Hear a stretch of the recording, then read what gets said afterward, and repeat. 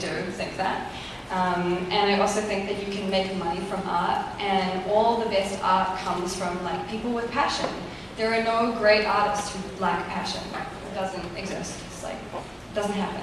So if you can be as passionate as possible, then the word will spread about what you do. And even people who don't like you will come by because they'll be curious and interested, and they'll want to see like what this crazy, passionate person is all about.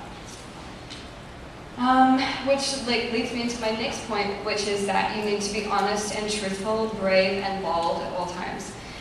If you're pretending to be something that you're not on a blog, it's pretty obvious and everything is screen capped forever and you can't get away with any bullshit. So if you're pretending to be someone you're not, or you're dealing in weird and unethical things, your facade will not last forever. People will be pissed, and when they are, you'll know about it, and it's totally not worth it. So I think that being as honest as you can be at all times is really, really important.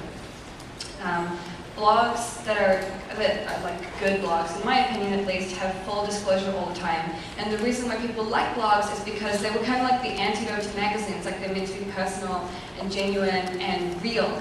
And if your readers think that you're like lying to them, or you're just writing about some product because someone gave you some money for it, or you're selling a product that you don't really believe in, people are gonna know, and the trust starts to erode. And as soon as it does, you'll never ever get it back. So you really have to keep your nose clean as much as possible, and just keep your integrity at a high value. And also being vulnerable on a blog is really good too. It shows people that you're real and you're human, and that you could there's something that they can connect with, you're a real person as well. So comments.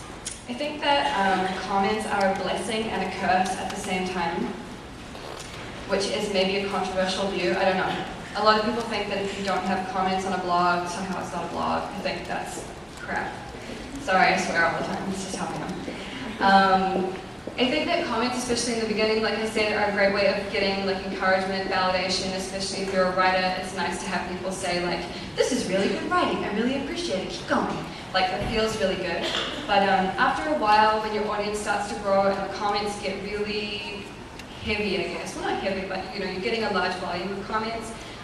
It can kind of become like having voices in your head all the time, and that can start to distort what you're trying to achieve with your blog.